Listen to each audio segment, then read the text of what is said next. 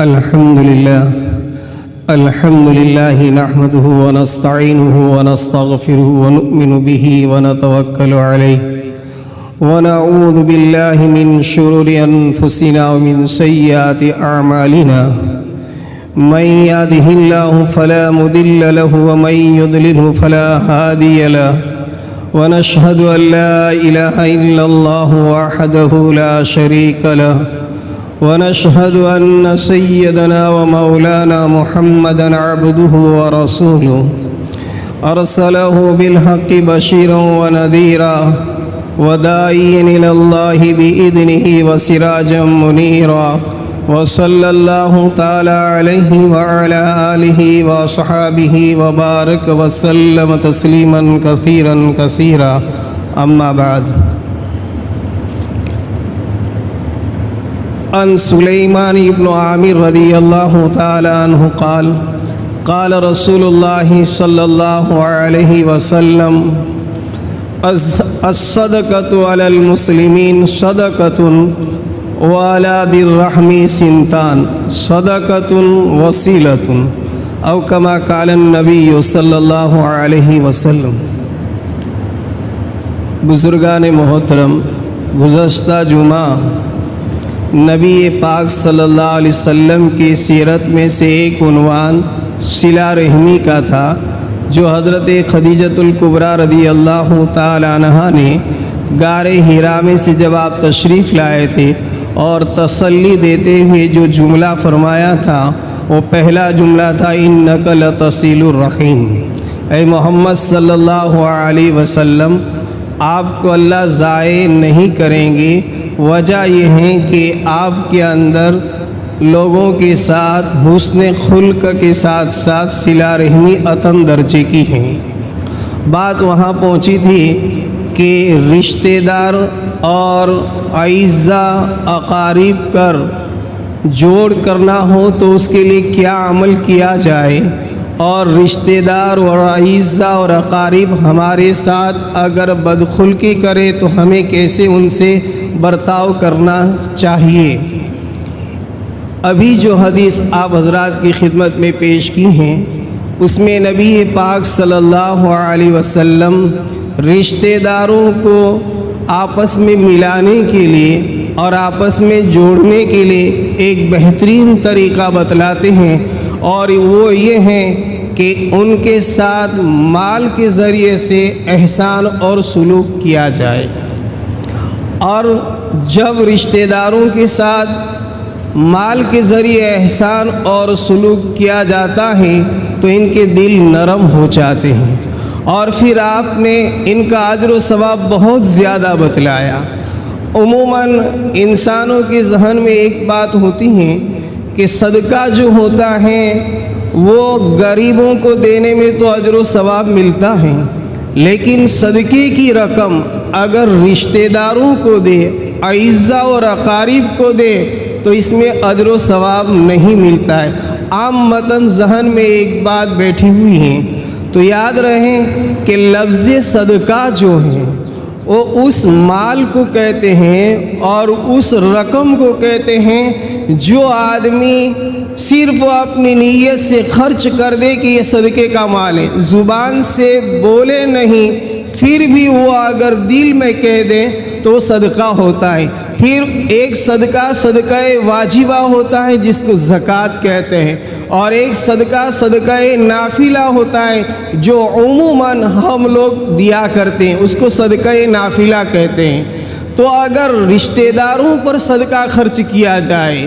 جو غریب ہیں اور جو مستحق ہیں، تو پیارے آقا صلی اللہ علیہ وسلم نے فرمایا کہ اس صدقے میں جو رشتہ داروں پر تم خرچ کرو گے اور وہ صدقہ جو صرف عامةً غریب مسلمانوں پر خرچ کرو گے تو اس میں رشتہ داروں پر ڈبل ثواب ملے گا، اور عام مسلمانوں پر خرچ کرو گے تو ایک ثواب ملے گا. آپ نے فرمایا الصدقۃ علی المسلمین صدقۃ،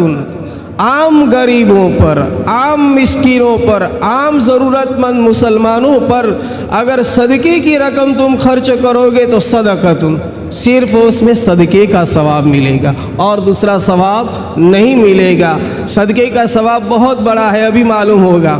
اور وَالصَّدَقَةُ عَلَىٰ ذِي الرَّحْمِ سِنْتَانِ، اور آپ نے فرمایا کہ رشتہ داروں پر، اقربا پر اور اعزا پر خرچ کرو گے تو ڈبل ثواب ملے گا، دگنا ثواب ملے گا۔ ایک مستحق عام مسلمان کو دیتے ہیں تو یقیناً صدقے کا بہت بڑا ثواب ہوگا، اس کے بدلے میں اللہ ہم کو جہنم سے آزاد کر دیں گے اور جنت میں داخل کریں گے۔ لیکن ایک آپ رشتہ دار کو دیتے ہیں، اپنے قریب اعزا کو دیتے ہیں تو پیارے آقا علیہ الصلوۃ والسلام نے فرمایا کہ اس میں آپ کو دگنا ثواب ملے گا۔ ایک تو جو آپ نے نیت صدقے کی ہے اس صدقے کا تو ثواب ملے گا ہی، اور دوسرا آپ نے فرمایا علی ذی الرحم، رشتہ داری کا ثواب، کہ آپس میں تمہارا جوڑ ہوگا، آپس میں تمہارے تعلق کے اندر دیر پا تعلق رہیں گے اور تمہارے احسان مند ہوں گے، اس سے وہ خوش ہوں گے۔ تو صدقہ ذی رحم محرم پر کرنا، رشتہ داروں پر کرنا، یہ ڈبل ثواب ہے۔ چنانچہ ایک مرتبہ حضرت میمونہ رضی اللہ تعالی عنہا نے ایک غلام آزاد کیا، نبی پاک صلی اللہ علیہ وسلم کے سامنے اس کا تذکرہ ہوا تو آپ نے حضرت میمونہ سے فرمایا غلام آزاد کرنے کا بہت بڑا ثواب۔ کتنا بڑا ثواب؟ تو فرمایا کہ کوئی آدمی اگر غلام کو آزاد کرتا ہے تو کل قیامت کے دن حق تعالی شانہ وعم نوالہ اس غلام کے ہر عضو کے بدلے میں آزاد کرنے والے کے ہر عضو کو جہنم سے آزاد کر دیں گے۔ یعنی ہاتھ کے بدلے میں ہاتھ، زبان کے بدلے میں زبان، پیر کے بدلے میں پین، آنکھوں کے بدلے میں آنکھ، یعنی گویا کہ کسی نے ایک غلام کو آزاد کیا تو حق تعالی شانہ وعم نوالہ اس آدمی کے پورے جسم کو اور پورے بدن کو جہنم سے آزاد کر دیں گے۔ اتنا بڑا اجر و ثواب۔ تو حضرت میمونہ رضی اللہ تعالی عنہا نے غلام کو آزاد کیا۔ نبی پاک صلی اللہ علیہ وسلم کی خدمت میں جب یہ تذکرہ ہوا کہ میمونہ نے غلام کو آزاد کیا تو آپ نے حضرت میمونہ سے فرمایا اے میمونہ لو آتیتیہا اخوالک کان آدم لاجرک، اگر تو اپنی خالوں کو، اپنی ننیھال کے رشتہ داروں کو، اپنی موسی وغیرہ کو یہ صدقہ کا غلام دے دیتی اور غلام کو آزاد کرتی تو کان آدم لاجرک، تو عام غلام آزاد کرنے کا جو ثواب ہے اس سے کہیں زیادہ دگنا آپ کو ثواب ملتا۔ یہ ہے نبی کریم صلی اللہ علیہ وسلم نے رشتہ داروں کے حقوق کو بتلاتے ہوئے صلہ رحمی کرنے کا طریقہ۔ اب رشتہ داروں کے ساتھ حسن سلوک کے لیے قرآن اور حدیث میں کیا کہا کہ کیسے جوڑا جائے، تو قرآن کریم کی آیات سے معلوم ہوتا ہے کہ رشتہ داروں کو آپس میں جوڑنا ہو تو سب سے بڑے دو اصول ہیں۔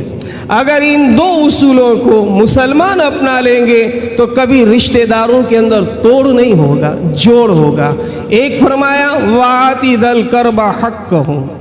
سب سے پہلے یہ ہے کہ تم اپنے رشتہ داروں کا حق ادا کرو۔ جب ہر کوئی اپنے رشتہ دار کا حق ادا کرے گا تو یہ ظاہری بات ہے کہ حق ادا کیا جائے گا تو کبھی رنجش نہیں ہوگی، کبھی آپس میں توڑ نہیں ہوگا، کبھی آپس میں مخالفت نہیں ہوگی۔ اسی لیے قرآن کریم نے کہا کہ سب سے پہلے تم اپنے رشتہ داروں کے حقوق کو ادا کرو۔ اب ایک حق حقوق واجبہ ہیں اور ایک حسن سلوک ہے۔ حقوق واجبہ میں عام طور پر رشتہ داروں میں جو لڑائی ہیں اور جو جھگڑے ہوتے ہیں وہ یا تو تقسیم میراث کے وقت ہو، جائیداد کی تقسیم کے وقت ہوتے، یا یہ ہے کہ آپس میں لین دین کا معاملہ ہوتا ہے، اس وقت عموماً رشتہ داروں میں جھگڑے کی نوبت آتی ہیں۔ تو قرآن کریم نے فرمایا کہ تم اپنے حقوق جو ہیں اس کو ادا کرتے رہو۔ اگر تم حقوق کو ادا کرو گے تو حق تعالیٰ شان و عم نوالہ تمہارے اندر محبت پیدا کریں گے، تمہارے اندر جوڑ پیدا کریں گے۔ اب وہ حقوق کیسے ادا کیے جاتے ہیں؟ تو ایک تو یہ ہے کہ ان کی ضرورتوں کا آپ خیال کرو۔ جس آدمی کو اللہ رب العالمین نے مال دیا ہے، اگر وہ مالدار ہیں اور اپنے رشتہ دار اگر غریب ہیں، ضرورت مند ہیں، تو اس مالدار آدمی پر ضروری ہے کہ سب سے پہلے اپنے رشتہ داروں پر خرچ کرے، اور یاد رہے یہ حق ہے، صرف یہ نہیں ہے مالدار پر حق ہے۔ اگر چچا مالدار ہیں، بھتیجا اگر غریب ہے تو چچا پر ضروری ہے کہ بھتیجے کا خیال رکھیں۔ اگر بھائی مالدار ایک ہیں، دوسرا بھائی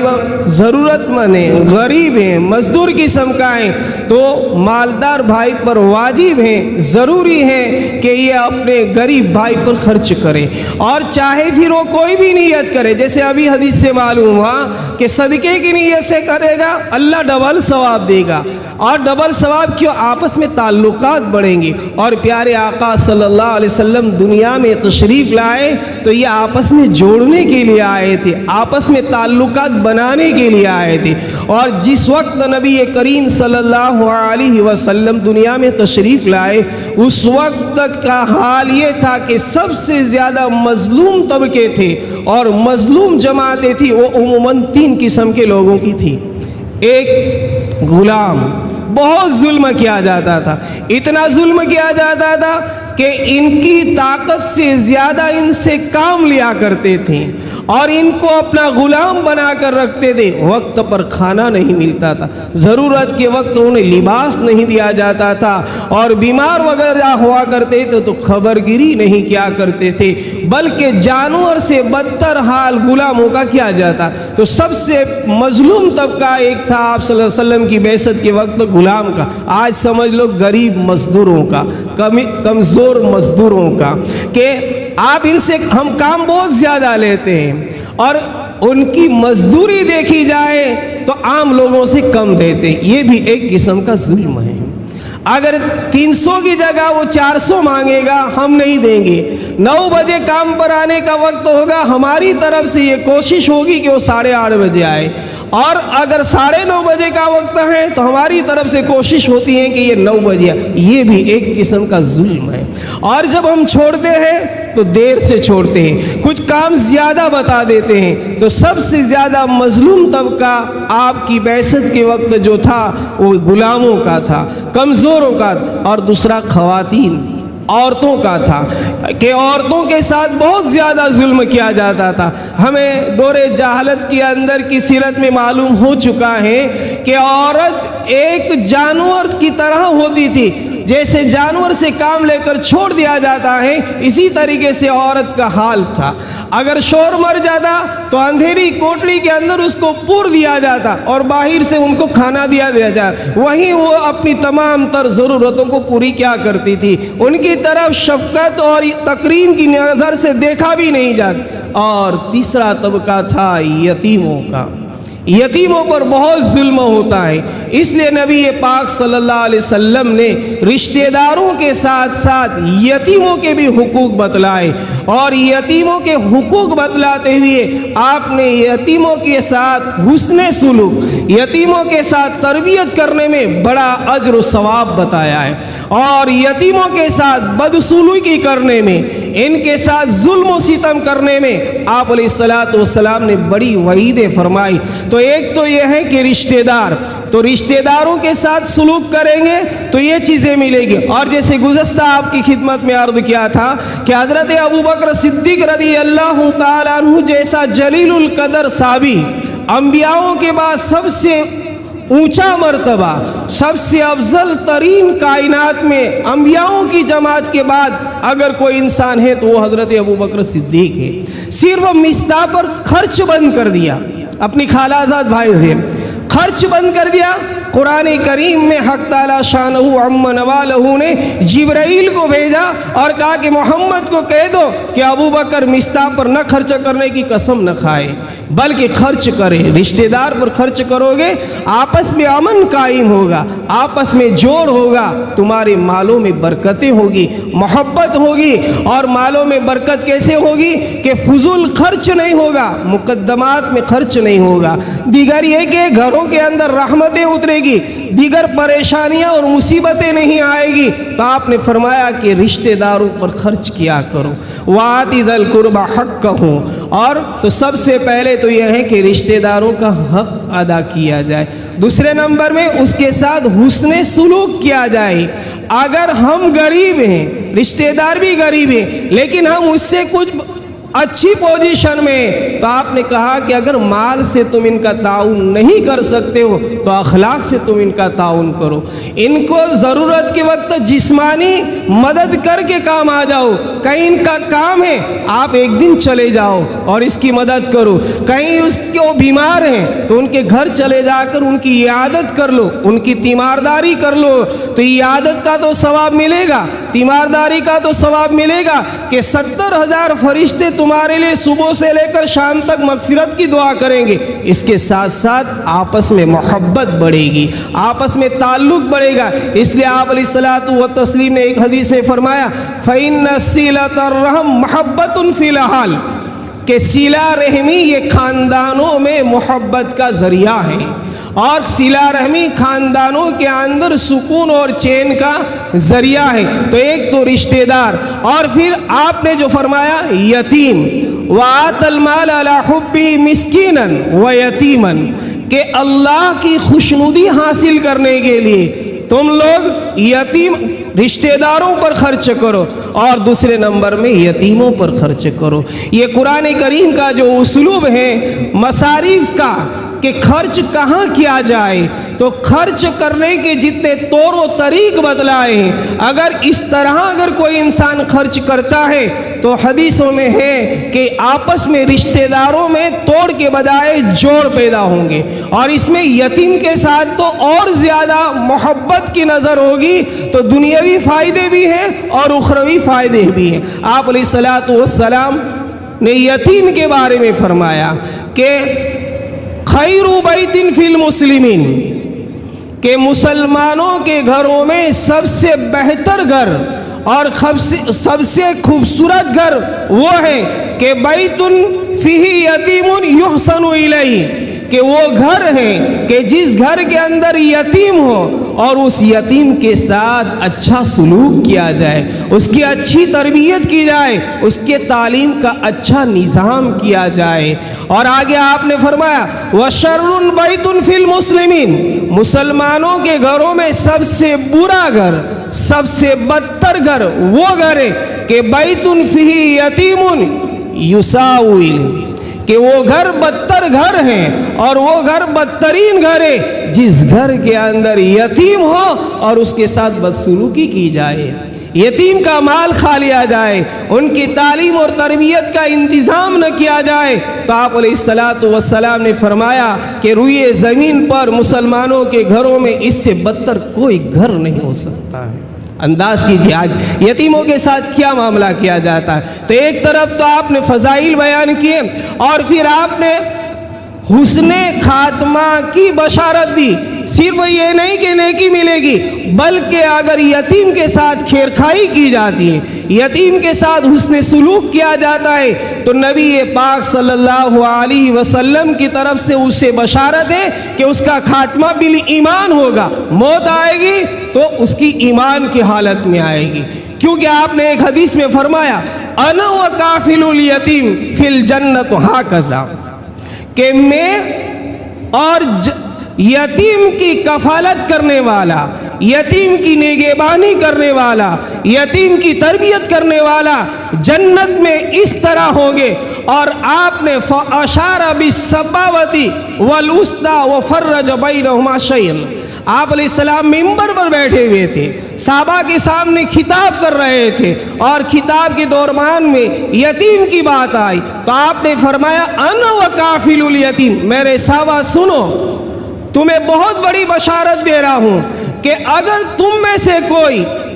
یتیم کی کفالت کرے گا، یتیم کا خرچ اٹھائے گا، یتیم کی دینی اور دنیاوی ضرورت پوری کرے گا، یتیم کا پورا نظام وہ اپنے کنٹرول میں رکھ کر ذمہ داری لے گا، تو میں اور وہ یتیم کی کفالت کرنے والا جنت میں اس طرح ہوگی، یعنی نبوت کے درجے کے اعتبار سے میں اونچے مقام پر ہوں گا، اور وہ نبی نہیں ہوگا، عام مسلمان ہوگا تو میرے ساتھ نچلے طبقے میں ہوگا۔ اور آپ نے اشارہ کرتے ہوئے کہا کہ ہاکذا، یعنی ایک یہ انگلی آپ نے بتائی اور ایک یہ، وفرج بینہما، یوں ملا کر نہیں بلکہ یوں تھوڑی سی کشادہ رکھی، یہ ہے یتیم کی فضیلت، یہ ہے یتیم کے اندر۔ اور نبی پاک صلی اللہ علیہ وسلم نے یتیم کی کفالت کے بارے میں دوسرا درجہ یہ فرمایا کہ اگر کوئی آدمی پوری کفالت نہیں کرتا، پوری کفالت کا مطلب یہ ہے کہ جس گھر میں، اگر گھر میں کوئی یتیم نہیں ہے لیکن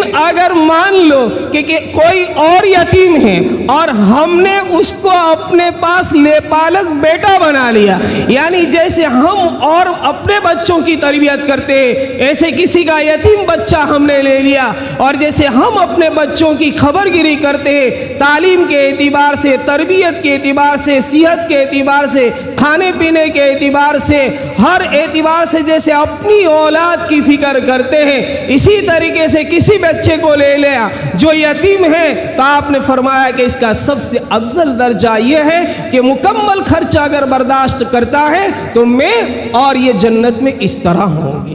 اور اگر کوئی یہ نہیں کر سکتا ہے، پورا نہیں، تو جہاں کہیں یتیم کی تعلیم اور تربیت گاہ ہے اور دیکھتے ہیں کہ وہ یتیم ہے تو اس کے کھانے پینے کا بندوبست کر لے، اس کی تعلیم کا بندوبست کر لے، اور یہ ہے کہ اس کے کپڑے کا بندوبست کر لے۔ تو آپ علیہ السلام نے فرمایا کہ جب کوئی یہ آدمی بھی کر لیتا ہے تو حق تعالی شانہ عم نوالہ اس کے سب گناہوں کو معاف فرما دے۔ اور تیسرا درجہ یتیم کا یہ ہے کہ اگر یہ بھی نہیں کر سکتا تو کم سے کم پیارے آقا صلی اللہ علیہ وسلم نے فرمایا کہ اس کو عزت کی نظر سے دیکھے، اس کو یتیم سمجھ کر مظلوم حالے کی حالت میں نہ چھوڑ دے، اور ایسے ہی نہیں بلکہ اس کو عزت کی نظر۔ کیوں؟ اس لیے کہ میں بھی یتیم پیدا ہوں۔ نبی پاک صلی اللہ علیہ وسلم جب دنیا میں تشریف لائے تو باپ کا سایہ تو پہلے ہی سے اٹھ چکا تھا، باپ کا تو چہرہ بھی آپ نے نہیں دیکھا تھا، مادر رحم میں تھے اور ماں امینہ کے پیٹ میں تھے، اور آپ کے والد محترم یہ دنیا سے رحلت فرما گئے تھے، اور جب دنیا میں آئے اور 5 سال کی عمر ہوئی تو خود ماں امینہ بھی دنیا سے چلی گئی تھی۔ تو بچپن ہی میں آپ دونوں سے یتیم ہو چکے تھے، باپ کا سایہ تو پیدائش سے پہلے اڑ گیا تھا، اور ماں کا سایہ بالغ ہونے سے پہلے 5 سال کی عمر میں اڑ گیا تھا۔ تو آپ نے فرمایا کہ یتیموں کو نہ جھیٹو، فَأَمَّا الْيَتِيمَ فَلَا تَقْهَرْ، اگر تمہارے پاس کوئی یتیم آ جاتا ہے تو یتیم کو نہ بری نظر سے دیکھو، نہ ناراضگی والی نظر سے دیکھو، اور نہ ان کو جھیڑکو، اس لیے کہ میں بھی یتیم پیدا ہوا ہوں۔ اور دوسرا اس یتیموں کے اندر یہ خوشخبری بھی ہے کہ جو یتیم لوگ ہیں ان یتیموں کو ایک بشارت بھی آپ نے اشارتاً فرمائی کہ اے یتیموں کی جماعت، اے میری امت میں جو نابالغ ہونے کی حالت میں ان کے ماں باپ انتقال کر چکے ہیں تو تمہیں گھبرانے کی ضرورت ہے، اس لیے کہ محمد بن عبداللہ بھی یتیم پیدا ہوا تھا، اور محمد ابن عبداللہ کی ماں بھی 5 سال کے اندر چلی گئی تھی، اس لیے میرے یتیم امتیوں تمہیں گھبرانے کی ضرورت نہیں ہے۔ تو آپ علیہ السلام خود یتیم، اور دوسرے نمبر میں آپ علیہ السلام نے یتیم کی تربیت کرتے ہوئے فرمایا کہ اگر تم یتیم کی تربیت کرو گے، صرف ان کو نظر شفقت سے دیکھو گے، نظر رحمت سے دیکھو گے، اور شفقت کا ہاتھ اس کے سر پر پھیر دو گے، اور صرف اللہ کے لیے پھیرو گے، آپ کے پاس پیسہ کچھ نہیں ہے، کچھ خرچ نہیں کرنا ہے، لیکن یتیم کو دیکھا، محبت سے آپ نے اس کے سر پر ہاتھ پھیر دیا تو آپ نے فرمایا من مسح راس علی یتیم، کہ جو کوئی آدمی یتیم کے سر پر ہاتھ پھیرتا ہے ولم یمسح الا للہ، اور اس کا ہاتھ شفقت کا پھیرنا، رحمت کا پھیرنا، تکریم کے خاطر پھیرنا، اللہ کو راضی کرنے کے لیے ہے، تو آپ نے کہا کہ کان لہ بکل اشارۃ تمر علیہا یدہ حسنات، کہ اس کے ہاتھ کے نیچے جتنے بال آتے ہیں اس بال کے بدلے میں اللہ رب العالمین اس کے حسنات کو لکھ دیتے ہیں، اس کی نیکیوں کو لکھ دیتے ہیں، اس کے گناہوں کو معاف فرما دیتے ہیں۔ صرف ہاتھ پھیرنے کا اتنا اجر و ثواب ہو تو عزیز دوستو، ان کو اگر ہم نے کوئی کھانا کھلا دیا، کپڑا پہنا دیا، یا یہ ہے کہ اپنے مال میں سے کچھ اس کی ضرورتوں کو پورا کر دیا، تو حق تعالیٰ شانہ کے یہاں ان کا کتنا مقام ہوگا۔ اور دوسرا، یتیم کے سر پر اگر ہاتھ پھیرا جائے تو ہمارا دل جو ہے اگر سخت ہے تو نرم ہو جائے گا۔ نبی پاک صلی اللہ علیہ وسلم کی خدمت میں ایک صحابی تشریف لائے اور عرض کیا، یا رسول اللہ، میرا دل بہت سخت ہو چکا ہے، میں واعظ و نصیحت بھی سنتا ہوں اور جنت اور جہنم کے تذکرے بھی سنتا ہوں، بیان بھی سنتا ہوں، احادیثیں بھی سنتا ہوں، تفسیر بھی پڑھتا ہوں اور سنتا ہوں، لیکن دل نبی علیہ السلام بہت سخت ہے، نرم نہیں ہوتا ہے، واعظ کا اثر دل پر نہیں ہوتا ہے، حدیث کا اثر دل پر نہیں ہوتا ہے، آیت قرآنیہ پڑھی جاتی ہے، دل نرم نہیں ہوتا ہے، بہت سخت ہو چکا ہے۔ آپ علیہ السلام نے اس کو دو عمل کرنے کا فرمایا، انصر راس یتیم واطعم المسکین، کہ آپ ایک کام کرو کہ جو کوئی یتیم آپ کو نظر آئے تو آپ اس کے سر پر ہاتھ رکھو، اور تھوڑی دیر تصور کرو کہ اس یتیم کی جگہ میں ہوتا، اور آج اس یتیم کی پوزیشن ہے، اگر میری پوزیشن ہوتی تو میں کیا کرتا، ایسا استظہار کرتے ہوئے ہاتھ پھیرو گے، حق تعالی شانہ وعم نوالہ آپ کے دل کو نرم کر دیں گے۔ اور دوسرا، واطعم المسکین، بھوکا کوئی آ رہا ہے، کوئی ضرورت مند کھانا مانگنے کے لیے آ رہا ہے، یا کوئی ضرورت مند ہمیں نظر آ رہا ہے، اپنے گھر پر بٹھا کر کھلا دو، اگر گھر پر نہیں بٹھاتے ہو، راستے میں مل گیا، کہیں ہوٹل کے قریب کوئی مل گیا، تو آپ ان کے پیسے دے کر ان کو کھلا دو۔ یہ دو عمل کرو گے تو آپ کا دل جو ہے نرم ہو جائے گا۔ اور نبی پاک صلی اللہ علیہ وسلم نے صرف عزیز دوستو زبانی تعلیم نہیں دی، بلکہ آپ نے عمل کر کے دکھلایا۔ آپ نے خود اپنے گھر میں یتیموں کی پرورش کی۔ ایک مرتبہ غزوہ احد سے آپ تشریف لا رہے تھے، کچھ صحابہ شہید ہو چکے تھے، اس میں سے حضرت بشیر ابن اقربہ جو بہت چھوٹے صحابی تھے، ان کے والد بھی شہید ہو چکے تھے۔ آپ جب غزوہ احد سے واپس لوٹے، ہر ایک کے بچے آ رہے تھے، باپ کو مل رہے تھے۔ بشیر ابن اقربہ بھی آئے کہ ابو ابھی غزوے سے لوٹیں گے، ملاقات کریں گے، گلے سے ملیں گے۔ جب لوگ آتے چلے گئے لیکن حضرت بشیر کے والد نظر نہیں آئے، تو حضرت بشیر بہت نابالغ، یتیم کہتے ہیں نابالغ کو، جو 15 سال سے کم کی عمر ہو اس کو یتیم کہتے ہیں۔ تو حضرت بشیر ابن اقربہ پیارے آقا صلی اللہ علیہ وسلم کی خدمت میں حاضر ہوئے اور عرض کیا، یا نبی اللہ، سب کے ابو آ رہے ہیں، سب اپنے اپنے ابا سے مل رہے ہیں، تو میرے ابو کب آئیں گے؟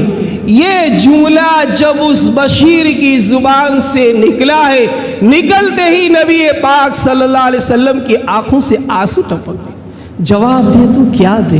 معصوم بچہ ہے، یتیم بچہ ہے، باپ تو شہید ہو چکا ہے، اب کیا جواب دے؟ آپ نے شفقت فرماتے ہوئے کہا کہ بیٹا،